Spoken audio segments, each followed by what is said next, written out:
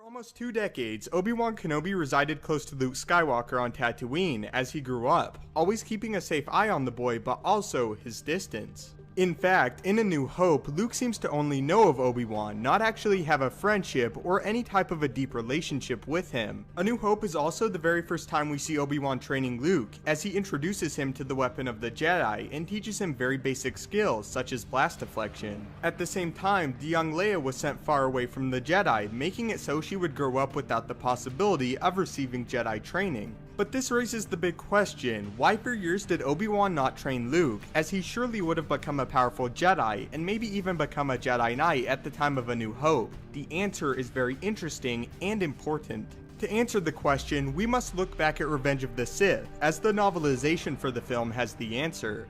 After Padme's death, Jedi Master Obi-Wan Kenobi and Yoda sat down to have a very important conversation concerning the future of the Skywalker twins.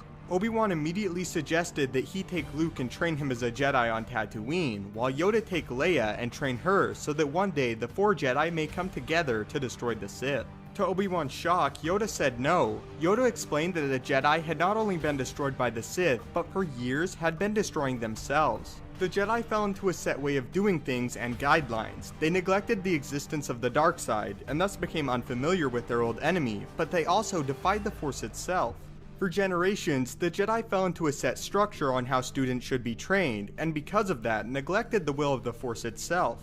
During Yoda's duel with Darth Sidious, his eyes were open to the Jedi's complete and utter failure. He saw he had lost the battle with the Sith not on that day, but by many days gone by.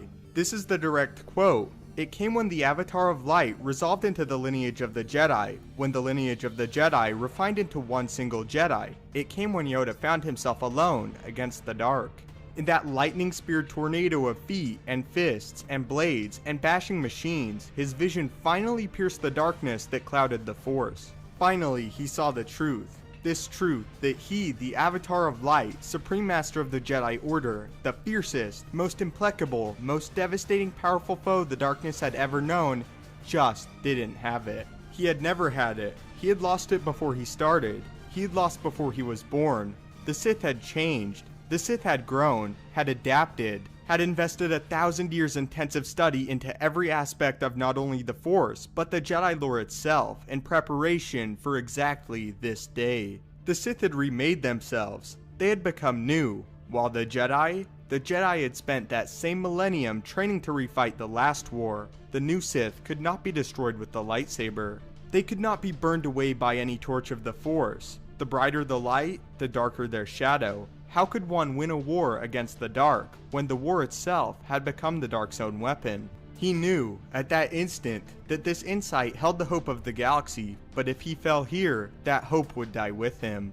This revelation during the duel is what caused Yoda to deny the teaching of both Luke and Leia as children. Yoda believed that the will of the Force would guide them on their path, and unless one of them seek the path of the Jedi, it should not be freely given to them. This is why Yoda, in Empire Strikes Back, initially refuses to train Luke. He believes it should not be done unless the boy truly desires it.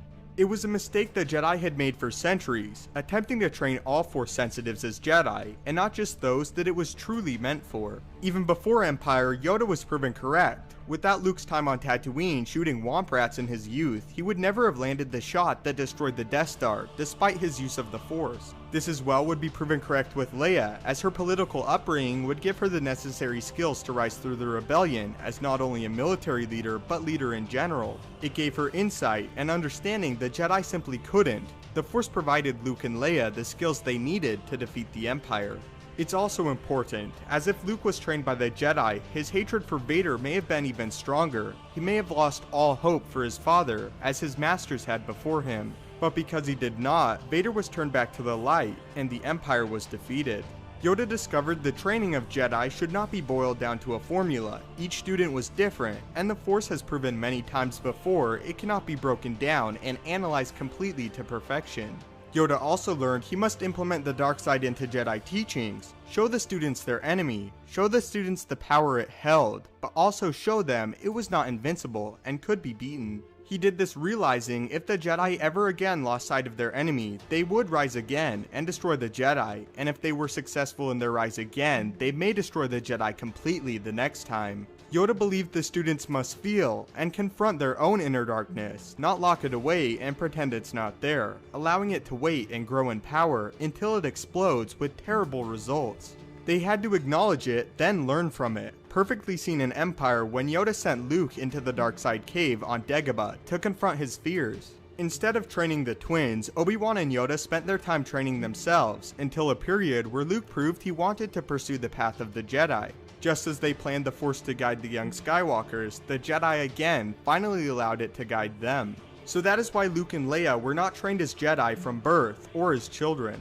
It's also a little bit of an insight into Yoda and what he believed finally brought down the Jedi, not just being the Sith, but again, the Jedi themselves. So how do you feel about this explanation, and how do you guys feel about the structure of the Jedi before the Sith destroyed it? Do you agree with it, or do you agree with Yoda that there were many flaws and that they needed to be changed? Also, how do you guys think the galaxy would look if Luke and Leia were both trained from youth? Do you think they would still be able to defeat the Empire, or would the Empire be able to defeat them, as Yoda predicted? If you enjoyed the video, I would really appreciate it if you could leave a like, as it helps the channel out a great deal. If you haven't already, maybe consider subscribing to ensure you stay up to date with everything Star Wars related. If you have any questions or just want to chat about Star Wars with me in general, my Twitter is @thestupendousswave. Thanks again so much for watching, you guys are awesome. May the Force be with you, and have a great day.